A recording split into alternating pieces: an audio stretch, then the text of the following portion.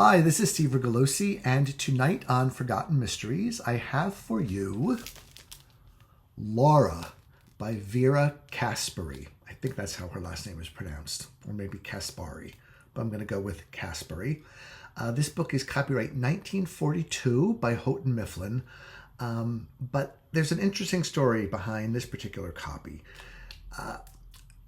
We've talked a little bit in the past about how there were publishers back in the day who would do cut rate versions of bestsellers to make them more affordable to the public. So the book would come out at full price in year X, and then maybe 2 years later, one of these other publishers would reissue it. They would get the printing plates from the existing publisher.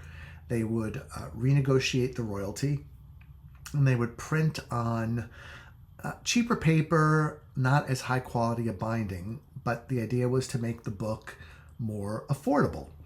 And so that is what I have here. I have the 1944 Sundial Press reissue of this book. And I want to tell you, when I first got the idea in my head to read this book, I said, you all know I like my hardbacks. I mean, I am in no way prejudiced against paperbacks, but as a reader, I like that hardback in my hands, and I know a lot of readers feel the same way. So I let my fingers do the walking on the web to see if I could find a reasonable price. There's no such thing. The only copy on the web that is a first edition with a cover intact, that is not ex-library, is $45,000. Yes, you heard me right, $45,000. So I wanted to read the book, but I did not want to sell everything I own in life in order to buy a copy of that book. But I was able to get the Sundial Press book for a reasonable price. And this will just have to do in this lifetime of middle classhood. Check out the cover here while we're talking about the book, etc. And you can see it is our heroine Laura in kind of a crystal ball effect, and just look at the expression on her face.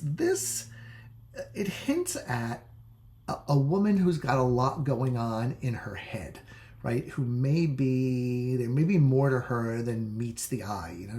Do her eyes look a little suspicious? Do they look untrusting? Do they look skeptical? She's just not some pretty brunette. She definitely has some stuff going on in her head. And I think that the cover is very effective that way. The glass globe also plays a role in the plot, but a cool cover.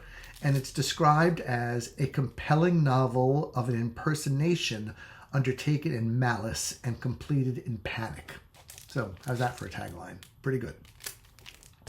So I usually start with a little bit of a biography of the author. But before we get there, I just want to talk to you about the way I came to read this book. So in a nutshell, it comes down to a commenter on a video on my channel here mentioned that this was her favorite mystery, her favorite book. And when I hear that phrase, my favorite book, that sort of stimulates the reading vampire in me, right? When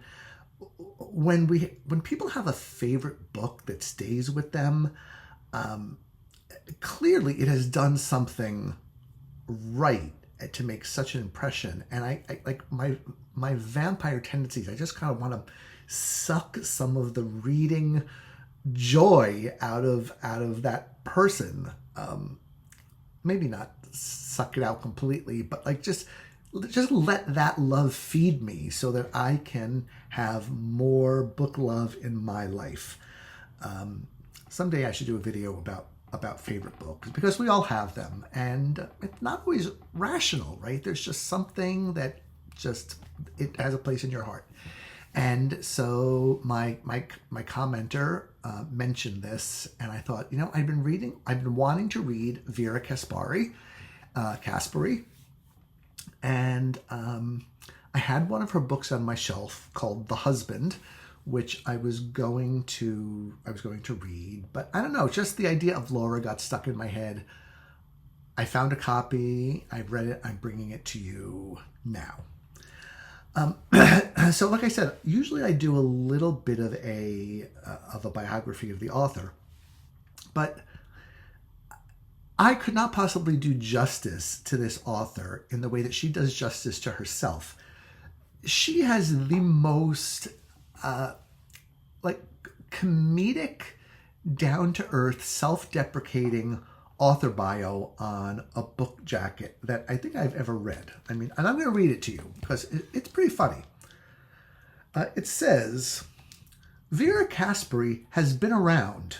She has slaved in the advertising business, promulgated house organs and throwaways, worked in a public dance hall, started a mail-order dancing course, edited Fingerprint magazine and Dance magazine, interviewed stage celebrities, gone free to nearly every New York nightclub, written 5 novels, about 12 original motion picture stories, and about half as many screenplays. Her movie original, The Night of June 13th, was so successful that she resold the stories 6 times. A genius in selling things by mail, she has distributed in this way cold cream, milking machines, dancing, singing, one-pipe furnaces, rat virus, Zane Grey, Sax Romer, heredity, and sex. To avoid sports of every kind, she goes in for building and buying houses, doing gardens, and giving parties. A Chicagoan by birth, she has a home in Connecticut, but most of her mail reaches her in Hollywood, where she works half the year in motion pictures. And here's a picture of Vera. There she is. What she conveniently leaves out is that she was a communist in the J. Edgar Hoover era, and that got her in a lot of trouble and got her blacklisted. But she always managed to sort of come back from it. So clearly a very experienced woman, and wrote this book, which is considered a classic. And so I was really looking forward to sinking my teeth into it. And I liked it for several reasons. Let me tell you a little bit about the plot. I can't get into too much because the surprises start to happen fairly early in the book, and I don't want to give any spoilers. But Laura, the titular character, Laura Hunt, has been murdered in her own apartment in rather a brutal way. It takes place in New York City, where her doorbell rings, she opens the door, and instantly she is shot in the face and kind of just falls back dead. And at the time of the murder, she is engaged to a man, Shelby Carpenter, and she also has another suitor, a man by the name of Waldo Lydecker. And the person who comes in to investigate the crime is Mark McPherson. So he is our police presence. And it's all about, who did it and why, like typical in a genre novel. Although interestingly, I did some reading on Vera, and she said that she never really considered herself a mystery novelist, but that she considered herself more of almost a feminist writer who wrote novels that happened to have murder in them. Okay, but she did write mysteries. I mean, there's no question about that. This book very much fits into the mold of a mystery. So, the things that I liked a lot that she did here was her experiments or her structure with different narrators. Now, I tend to really like that as a narrative device. If you've ever read The Big Clock by Kenneth Fearing, he does that beautifully, and that's a fabulous book. You've got to read The Big Clock by Kenneth Fearing. But here she has the book divided into 5 parts, and each part is told by a different narrator, one of the key players in the book. And that allows for different perspectives, different perspectives on the crime, on the victim, on the motive. Different people, different narrators see and pay attention to different things, and that's incredibly valuable when you're working on a mystery, right? Because things that I miss, someone else will see. Like, even in life, like people, I'm just trying to think of, like, people have said to me, "Oh, did you see that meme about X?" And I hadn't. And then I come to realize I'm the only person in America who has not seen that meme. So each of us has our own cognitive processes and perceptions where we don't notice the same things as other people. And so having multiple narrators helps you with that. It also helps you with kind of a swinging of the camera effect, where not everybody can know everything that happens. So you have to switch your narrator to a perspective so that the story can continue. And that is what happens here. And that's a little more important than when you're writing in first person than when you're writing in third person. She could have chosen to write this whole book in third person, but she wanted, I guess, to have the voices of her different characters. And so she knew she had to use first person. And she looked in her novelist's heart, the arsenal of tools available to the writer, and she figured out this was the best way to structure her book. And I think that is a challenge for everybody who sits down to write a book, is to figure out your point of view and your structure and your organization and how you're going to tell that story. A lot of times I find the story that you want to tell kind of demands a specific structure. And it's not, you can't just switch from one to the other, right? I mean, one time I had a book that my agent was shopping around, and it was written in third person. And an editor was interested in it, but the editor said, could he rewrite it in first person? And I said, I'm an editor, I'm a writer. Of course I can switch from third person to first person. I couldn't do it. The story could not be told in first person. So needless to say that didn't go anywhere. But this book reminded me of the importance of point of view and the technical importance of that in terms of making sure you push the story forward while also giving you insight into different characters by the way they narrate their story. So I'll tell you a little bit about the characters. Waldo Lydecker is a columnist who's pretty well known.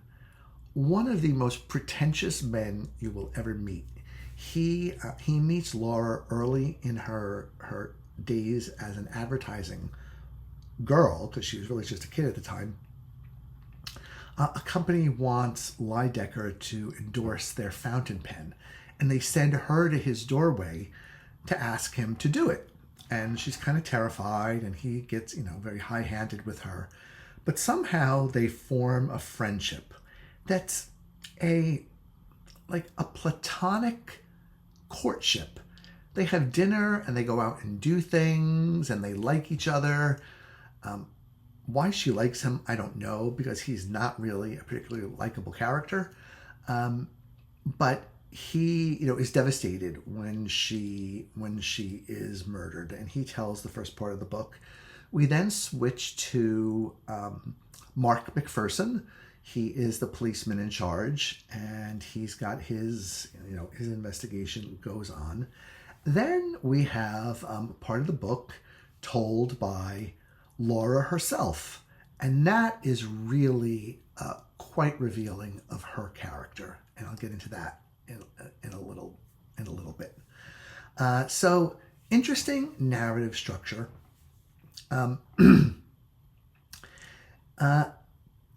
Almost like in a way, like a classical play. The classic Greek plays had to have unity of time. And this book takes place just over the course of a couple of days. So the mystery is always with you. There's no time for excess verbiage or things that are not needed. I mean, it's a slim book. It's just over 200 pages. So that works well in terms of maintaining the suspense. And also what maintains the suspense is the question, who is Laura, right?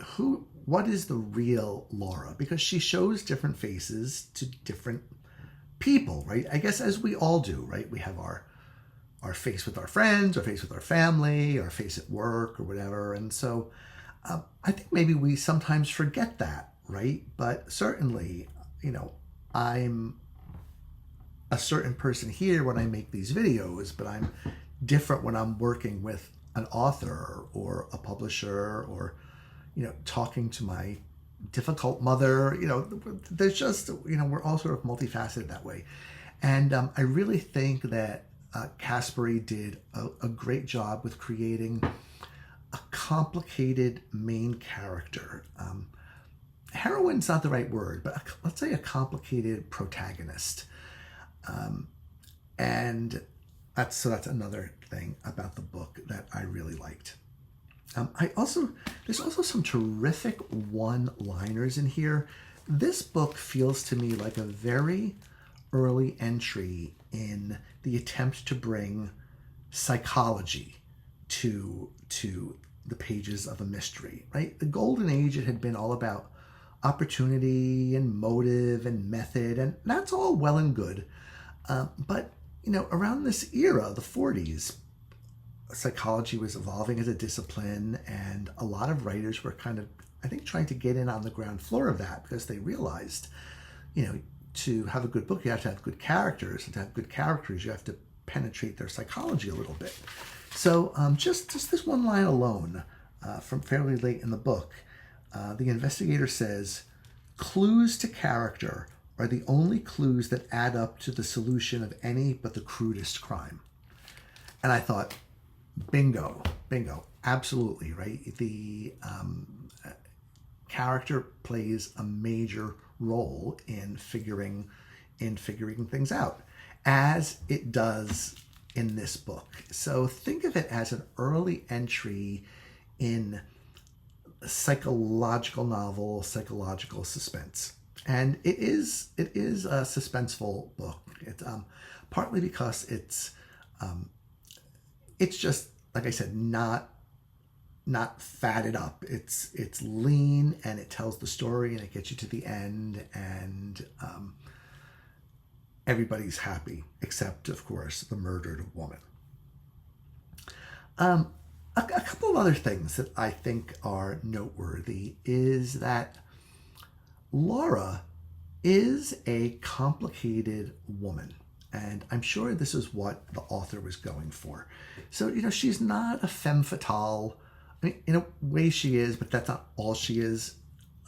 She's not some ditz or some housewife or whatever. She as a very young woman, came to New York and got into the advertising business, so that by the time this book takes place, she's an advertising executive. So she's a woman in a high-level position in a man's world, which just goes to show you how good she is at her job, and how creative and brilliant she is. Anyone who's watched Mad Men knows what a man's world advertising was back then. I don't know about today, but probably a little more equal on the gender split. But I don't know. If anyone has any inside info about the advertising industry today, please tell us about it below. Laura, which I want to add too, that it's a great title for a book, right? The word Laura, the name, I don't know, there's just something about it. It has a resonance to it. It has, remember in The Importance of Being Earnest by Oscar Wilde, the one of the lead women, I think it's Cecily or Cecily, she says, "Oh, the name produces vibrations." Right? She's talking about somebody else, and in that play they would mock her for it. But there's something about the name Laura that produces vibrations. It's kind of like one of those names that doesn't always seem to fit with a little girl. Like Laura is a name that you grow into. It's a woman's name. And so I thought that Caspary chose a very good name for her heroine, and but that's beside the point. And of course, you all know that this book was made into a very successful movie starring Gene Tierney, which may be why the one extant good copy of it is priced at $45,000. But Laura has different aspects to her character. She can be very strong and very tenacious and very much strategic about what she wants out of life. But at the same time, she has her insecurities and her doubts as to what she does want or how to go about getting it. And, does she want to be married or does she not? And, it makes for what some people would consider or label an inconsistent character. But I really think that inconsistent characters are the most realistic in fiction. Because if you think about it, all of us are masses of contradictions, right? I mean, we don't necessarily see them. But if you look at yourself, you can say, oh, I think this, or I think this, but at the same time, I feel that. Like a super confident person who is actually very introverted in real life, or I think that's probably a classic example. But just how we all have our hot buttons, and they're not always rational. They don't always make sense to even us, and all of this is built into Laura's character. So it makes her a very rounded character who you really want to find out what happened to her and who she is and how her life led to, the murder committed in this book. So I think a very early representation of a well-rounded woman character. Another one that I could think of is the heroine of The Woman in White by Wilkie Collins. Oh God, I hope I don't get her name wrong. I think it's Marion. And she is a fully formed woman, even back in that era, in the 19th century. So I think she's a predecessor to Laura here. A couple of other things about the book I found both noteworthy and occasionally odd or a little confounding. So one thing that I found interesting to talk about from today's perspective is that this character of Waldo Lydecker, like I mentioned, very, very pretentious and condescending to everybody. And his weird sort of platonic but quasi-romantic relationship with Laura, which we know has never been consummated. But, like I said before, they go out to dinner and they enjoy each other's company. And he's described as basically impotent. But I think most readers today would see him coded as a gay man. He just feels like a gay man, just in his behavior and in his tastes. And I'm not trying to stereotype things, but there are clues, right? And but the author never identifies him as a gay character, but he is coded that way. There's no doubt about it. Which, if you read the character that way, you understand why the relationship is platonic, why it's never moved into any sort of physical realm other than a peck on the cheek or a peck on the lips. So you could read Waldo as a closeted gay man who very much wants the traditional life of a beautiful wife and a marriage and the companionship and all that. But when it comes to hitting the sack with her, he's got really no interest in that. So if you read it, see what you think about that. Another thing is the dialogue here reads a lot to me like dialogue in a play or dialogue in a movie, which would make sense because the author wrote for the movies. And we all know how the movies of that era, dialogue doesn't sound quite real to us. It's almost like like the movies had their own elevated type of language that wasn't really all that similar to the way people speak. And that's what the language is like in here. So sometimes I almost felt like I was reading a play, excuse me, or watching an old movie, because the dialogue is so kind of old-fashioned that way. So be aware of that. A small thing that I only noticed it because the author kept coming back to it is that our narrator, one of our narrators, Mark McPherson, the policeman, is Scottish, of Scottish extraction. And the author is constantly reinforcing the stereotype that Scots people are cheap or overly frugal or don't want to spend their money.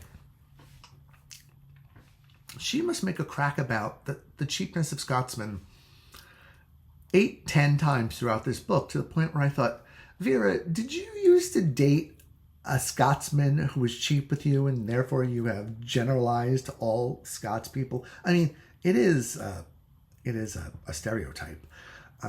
But somehow, I think of, having read the book now, I think of the author as, a very sophisticated woman.